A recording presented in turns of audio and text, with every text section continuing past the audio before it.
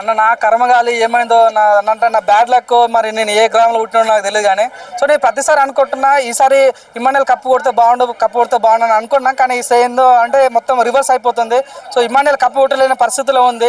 So చాలా బాధ కలిగించే విషయం అంటే ఏమనిపిస్తుంది అన్న జనం చెప్పారంటే 100 రోజులు కష్టపడ్డాడు ఒక లెక్క అయిపోయింది, లాస్ట్ 1 వీక్ వచ్చి పుల్లేరు కలిపినాడు ఒక లెక్క అయిపోయింది. అంటే దీన్ని బట్టి ఏమర్థమైందంటే బిగ్ బాస్ 10లో బిగ్ బాస్ పోవాలని ప్రతి ఒక్కరు ఏమనుకుంటా అంటే అరే బిగ్ బాస్ పోయి మన కొత్త పీకేదేం లేదు, లాస్ట్ 1 వీక్ ఏదో పుల్లేరు కలిపి ఉంటామంటే మనం కప్పియచ్చు అన్నట్టు ఫీలింగ్ అయిపోయింది. సో 100 రోజులు కష్టపడ్డ ఒక లెక్క అయిపోయింది, లాస్ట్ వీక్ కష్టపడ్డ ఒక లెక్క అయిపోయింది. అంటే నేను పర్సనల్ ఒక వ్యక్తిని నేను తిట్టలేను కాదు. సో నాకున్న అభిమానం ఏంటంటే ఇమ్మాన్యుయల్ అనే వ్యక్తి చాలా కష్టపడడం, చాలా కింద నుంచి వచ్చిన వ్యక్తి, చాలా అంటే నిరుపేద కుటుంబం, తను ఏదో సాధించాలని జబర్దస్త్ కానీ ఎన్నో ప్లాట్ఫామ్ ద్వారా తను కామెడీ చేసుకుంటా అంటే పైన బట్ట కింద పొట్ట ఉన్నప్పటి కర్రే అయినప్పుడు కూడా సో అవునాను కదంటే బ్లాక్ ఉండే వాళ్ళకి అంత సినిమా ఫీల్డ్ కానీ ఎక్కడ స్కోప్ ఉండదు, అయినా సరే తను నెగ్గుకుంటూ ఆ స్థాయికి రావడం అంటే చాలా గ్రేట్ అనిపించింది. ఇటువంటి వ్యక్తి కదా కప్పియాల్సిందే అనే ఫీలింగ్ కలిగింది నాకైతే. సో మేము అవునాను కదన్నా మీరు తనజ పైన ఉండొచ్చు, ఇంకొంతమంది కళ్యాణ్ పైన ఉండొచ్చు, కానీ సో వాళ్ళు కష్టపడి ఒక లెక్క, కానీ మన ఇమ్మాన్యుయల్ కష్టపడి ఒక లెక్క. సో ఇటువంటి వ్యక్తికి కప్పిస్తే బాగున్న ఫీలింగ్ నాకైతే చాలా జెన్యూన్ గా అనిపించింది. నేను చెప్తున్నా కదా నాకు ఇదే అన్న ఏంటంటే ఒక ఆర్మీ సెంటిమెంట్ అనేది కలిగింది. ఇంకోటి ఏంటంటే మనోడు ఎప్పుడు గొడవలకు రాడు. అగ్ని పరీక్ష షో ద్వారా కొద్దిగా ఓట్ బ్యాంక్ పెరిగింది. తనకు అగ్ని పరీక్ష షో 10,000 మంది ఇన్స్టాగ్రామ్ ఫాలోవర్స్ ఉండే, అగ్ని పరీక్ష షో అయిపోయిన సరికి 2 లక్షల ఫాలోవర్స్ జరిగిండు. తన కామన్ మ్యాన్ కానే కాదు, మన కామన్ మ్యాన్ ఒక ట్యాగ్ వేసి సెంటిమెంట్ వేసి బీజం వేసి నొక్కుతున్నారు. కానీ సో అవునని కాదన్నా లాస్ట్ 1 వీక్ నుంచి పవన్ కళ్యాణ్ అంటారు. కానీ వాస్తవంగా అయితే నాకైతే ఇమ్మాన్యుయల్ అనే వ్యక్తి చాలా కష్టపడ్డాడు.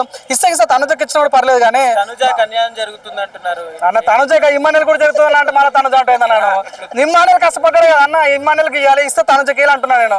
సో కమిడీస్ కప్పిరా అన్న వాస్తవం చెప్పి అంటే పైన బట్ట కింద పొట్టుంటే అన్న అంటే మీలాక ఎప్పుడు యంగ్ స్టార్ మాజిబాబు లాగా లుక్ ఉండి బాడీ పెంచుకోండి బిల్డింగ్ పెంచుకుంటే అట్లాంటి వాళ్ళు ఉంటే కప్పిస్తారా? డిమాండ్ పవన్ కష్టపడ్డా అవునా నేను చెప్తున్నా. రీతు చౌదరి లేకపోవడం వల్ల డిమాండ్ పవన్ గ్రాఫ్ పెరిగింది. సో తను టాప్ 5 ఉండే వ్యక్తులు టాప్ 3కి వెళ్ళిపోయాడు. ఇమ్మాన్యుయల్ పక్కన దుబ్బేసి తను టాప్ 3కి వెళ్ళిపోయింది అంటే తన రేంజ్ పెరిగిపోయింది. అవునాను కాదన్న ఇదే గేమ్ తో ఫస్ట్ అంటే కప్పు తనే కొట్టేవాడు. కానీ ఏం జరిగిందంటే కర్మన్య వాదికారసం అన్నట్లు ఈసారి పవన్ కళ్యాణ్ కప్పు కొట్టబోతున్నాడు. నాకైతే చాలా బాధ కలిగించింది. నేను ప్రతి బిగ్ బాస్ ఇదే గడ్డ మీద నిల్చొని చెప్పింటే మావిడు గెలుస్తాడు అని చెప్పేవాడిని. కానీ ఈసారి నేను చాలా బాధతో చెప్తున్నా. అంటే ప్రతి ఎట్లా చూస్తే మన కళ్ళతో చూస్తాం, ఇంకా బాధ అనిపించింది. నాకైతే చాలా బాధ అనిపించింది.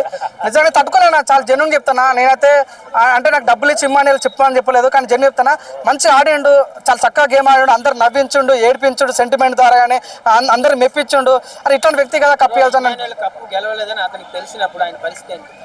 ఏముంటుంది అన్న బాధపడతాడు. మేబీ మన డబ్బు ఇస్తే ఆఫర్ ఇస్తే తీసుకొని దిగిపోతాడు అంటే తీసుకుంటాడు అంతే. కానీ వాస్తవంగా నాకు అనిపించింది అంటే ఆయన కప్పు కొట్టాలన్న వాస్తవంగా ఇమ్మాన్యుయల్ ఆయన అర్థమైంది. తన రేంజ్ అయితే తనకు మాకైతే అర్థమైంది. సో వాళ్ళ ఫ్యామిలీ వాళ్ళు ఏమైనా గైడ్ చేసి ఏమైనా డబ్బు ఇస్తాడు కదా, సో డబ్బు ఇస్తే తీసుకుంటే కూడా బెటర్. ఎందుకంటే మరి డబ్బు వచ్చిన డబ్బు వేస్ట్ పోకుండా సో డబ్బు తీసుకుంటే బెటర్ అనే ఫీలింగ్ అయితే కలిగింది. సో నాకైతే తెలుగు ప్రజలారా ఇక్కడైనా మారండి బాబు, మీరు మీ సింపతి నా తగలయ్యా, మీ సింపతితో ఎన్ని కప్పులు పోతాయి బాబు. లాస్ట్ టైం అతనే ఆయన పేరుందిలే మళ్ళీ కామెంట్ దిగుతారు నన్ను. సో ఏమైందంటే అట్లా సెంటిమెంట్ ఇచ్చిన వాళ్ళు కప్పులు ఇచ్చుకుంటూ పోతుంటే ఈసారి కష్టపడ్డానికి 7 కప్పులు వస్తాయి.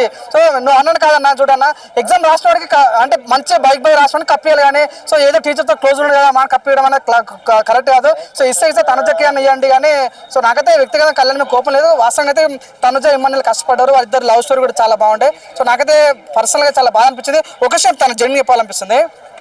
ఇదే గడ్డ మీద నిల్చొని ప్రతి బిగ్ బాస్ రివ్యూ చెప్పినా, కానీ ఇప్పుడు జెన్యూన్ చెప్తున్నా, నాకు గుండె సాగి చెప్తున్నా, ఈ గడ్డ మీద మరోసారి కనిపిస్తే నాకు మీరు ఎటువంటి శిక్షణ తీసుకుంటా. Next time Bigg Boss review చూడను, బిగ్ బాస్ రివ్యూ చెప్పాను. ఎందుకంటే ఇమ్మాన్యుయల్ లాంటి వ్యక్తి కప్పు కొట్టకపోతే బిగ్ బాస్ చూసి లాభం ఏంది భయ్యా? మీరు చెప్పేదానికి ఆడు ఆ గీతు రాయలు ఉంటుంది ఒక ఆమె, గీతు రాయలు ఆదిరెడ్డి పూరేమ్మ. ఇప్పుడు బిగ్ బాస్ ఆయన కష్టపడి కంటెంట్ లో కూడా అంత డబ్బులు రాలేవు. ఈ కొడుకు జస్ట్ రివ్యూ చెప్పినందుకు 30 లక్షలు 50 లక్షలు వచ్చినాయంట.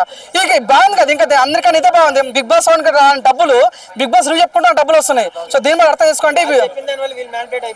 ప్రజలు మ్యాన్పేట్ అవుతారు. గీత రాయలు ఏమితే పవన్ కళ్యాణ్ సపోర్ట్ ఏమన్నది. సో గీత రాయలు ఫ్యాన్స్ అందరూ అట్టే వెళ్తారు, తను చెప్పిన విధానం బట్టి అట్టే వెళ్తారు. ఆదిరెడ్డికి అయితే 1,00,000 మంది ఫాలోవర్స్ ఉన్నారు తనకి. సో తను చెప్పడం వల్ల ఏమైతే 1 సైడ్ వెళ్ళిపోతారు. సో మీకు నచ్చింది చెప్పాలి, కానీ ప్రజలు వాళ్ళకి ముసుకేసి నువ్వు ఇట్లా ఆడాలని చెప్పి మ్యాన్పేట్ చేయడం కరెక్ట్ కాదని ఫీలింగ్ వచ్చింది. సో వాళ్ళు మెయిన్గా యూట్యూబ్ ఇన్ఫ్లుయెన్సర్ వల్లనే ఈరోజు ఇమ్మాన్యుయల్ ఓడిపోయారు. సో బయటకు వచ్చిన ఇమ్మాన్యుయల్ వీళ్ళందరినీ బహిష్కరించి వీళ్ళ మీద కేసులు వేయాలి, గీత రాయల మీద కేసులు వేయాలి, ఆదిరెడ్డి మీద కేసులు వేయాలి, వీళ్ళు ఎంత జైలు పాలు చేయాలి మనస్ఫూర్తి కోరుకుంటున్నాను నేను అయితే.